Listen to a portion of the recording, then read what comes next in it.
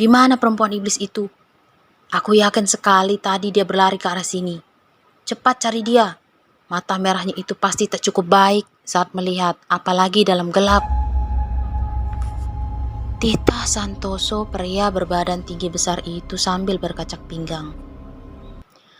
Beberapa saat sebelumnya, seorang gadis berambut panjang berjalan mondar-mandir di ruang tamu. Di mana tuh Simba? Ini sudah hampir tengah malam. Kenapa Simba belum pulang juga ya? Gumam gadis itu bermenolok. Tok tok tok. Suara ketukan pintu terdengar. Syukur ternyata Simba sudah datang toh. Seru Mawar. Dia segera beranjak dari amben bambu beralaskan tikar, lalu berjalan cepat menuju pintu. Kenapa lama sekali? Sampean baik-baik saja kan, Mbah? Tanya Mawar. Dara jelita berusia 18 tahun itu tersenyum lebar. Namun senyumnya memudar dengan cepat. Dia akhirnya menyadari bahwa yang datang bukanlah simbahnya, melainkan beberapa orang laki-laki yang kini berdiri angkuh menatapnya. Ada apa ini? Apa sampean datang mencari Simbah? Simbah belum datang. Tadi pamitnya mau ke desa sebelah. Ujar Mawar. Membersihkan rumah dan pekarangan Juragan Sutris. Aku benar kan? Sambung lelaki jangkung yang sejak tadi menatap dengan tatapan tak suka. Benar. Mawar sedikit mengangguk, membenarkan semuanya. Kami tahu itu. Itu sebabnya kami datang sekarang. Ujar yang lainnya sambil melangkah mendekat. Mau apa kalian?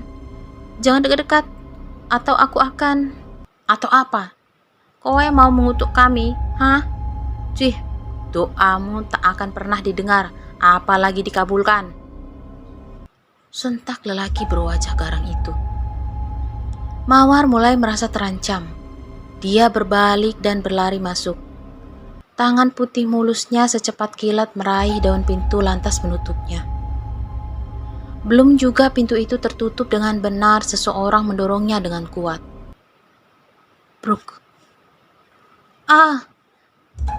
Mawar terjatuh terjengkang.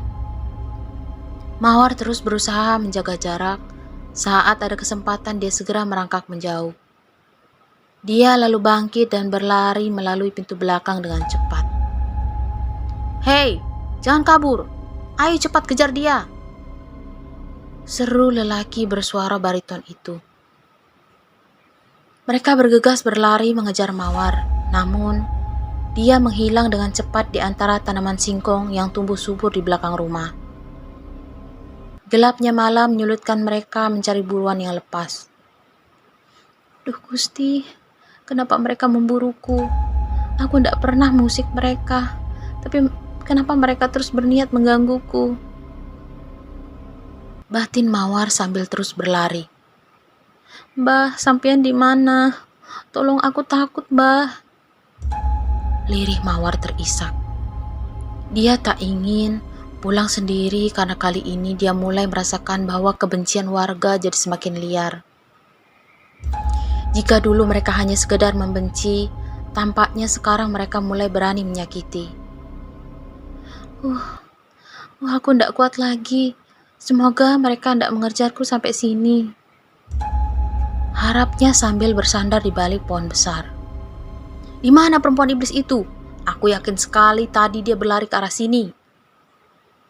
Ujar salah satu dari mereka. Cepat cari dia. Mata merahnya itu pasti tak cukup baik saat melihat, apalagi dalam gelap. Titah Santoso, pria berbadan tinggi besar itu sambil berkacak pinggang. Kami juga lelah. Kang, lebih baik istirahat dulu. Celetuk yang lain. Ojo membantah. Cepat cari. Kalian berpencar saja. Tidak usah merengek. Apa kalian mau? Apa yang diceritakan Eyang terulang lagi? Kata Eyang wajah Mawar begitu mirip dengan makhluk itu. Bisa jadi dia sebenarnya bukan manusia. Hardik Santoso geram. Para lelaki itu menyebar mencari ke sana dan kemari dalam gelap, hanya berbekalkan obor di tangan masing-masing. Gadis ayu bermata merah menyala itu merangkak ke balik semak. Satu tangannya membekap mulutnya sendiri. Degup jantungnya menggila hingga dia sendiri mampu mendengarnya dengan jelas. "Gusti, selamatkan aku," ujar perempuan yang oleh warga desa Ledokombo sering disebut sebagai anak iblis. Suara desisan terdengar jelas dalam rungkungnya.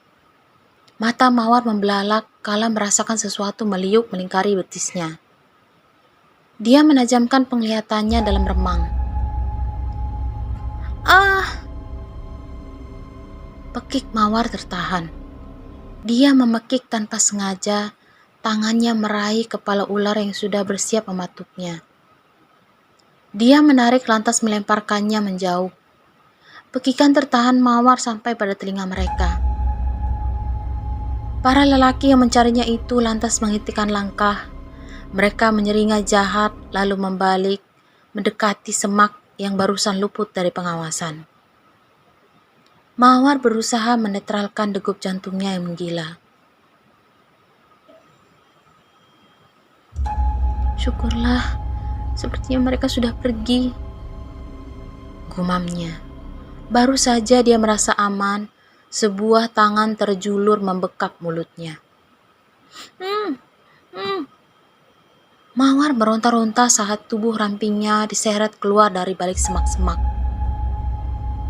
Krak! "Au! Perempuan setan! Beraninya menggigitku!" umpat lelaki yang barusan membekap mulutnya. Mawar terlepas dari bekapan. Dia kembali berlari dengan kaki telanjang. Jalanan begitu gelap dan becek. Akar-akar yang menjulur keluar dari tanah sama sekali tak mendukung pelariannya. Namun tiba-tiba sebuah pecahan beling menembus telapak kaki Mawar. Dia jatuh tersungkur ke tanah. Tubuhnya gemetar menahan sakit di kakinya. "Gusti Allah, ini sakit sekali," lirihnya parau. Rasa sakit menjalar dengan cepat dari telapak kakinya. Mawar duduk meraba telapak kakinya dengan tangan yang gemetaran. Nafasnya tersengal antara lelah dan sakit. Ini harus cepat kucabut," desisnya. Bibir bawahnya dia gigit kuat demi meredam suaranya. Dia lalu menyetak kasar pecahan beling yang berhasil menembus kakinya. Darah menetes semakin deras dari lukanya yang menganga. Teriakannya tertahan, namun air matanya lolos tanpa bisa dihalau. "Lara, Gusti, Lara," erang Mawar. "Ketemu!" Seorang lelaki tiba-tiba muncul di belakang Mawar. Mawar menggerakkan lehernya yang terasa kaku, menatap orang di belakangnya. Dia kembali gemetaran dan beringsut mundur. Namun, sialnya, tangan itu segera menjambak rambut panjangnya. "Ndak, tolong biarkan aku pergi. Jangan ganggu, tolong," mohon Mawar dengan bibir bergetar dan air mata yang semakin tumpah. "Langsung kita habisi sekarang, atau..." Johan menggantung kalimatnya sambil menyeringai. Para lelaki itu saling pandang dengan seringai yang mengerikan. Kemudian, tangan-tangan kekar itu mulai menyeret Mawar dengan kasar. Mereka membawanya paksa ke balik semak, lantas mulai menggagahinya secara bergantian. "Lepas! Biadab!" Mawar meronta sekuat tenaga. "Bajingan kowe, setan!" umpat Mawar lagi. Plak! "Meneng lo, anak setan!" Sebuah tamparan yang begitu keras melayang di pipi mulus Mawar. Saking kerasnya hingga membuat pandangan matanya berkunang-kunang. Telinganya pun ikut berdenging kuat. Amarah Mawar kian membuncah. Dia tak dapat lagi menahan dirinya untuk melayangkan kalimat kutukan. Dengan seluruh sisa tenaganya, dia berteriak nyaring sembari menatap langit. "Sedap!" seru Mawar melengking di sela tubuhnya yang sedang dihentakkan kasar.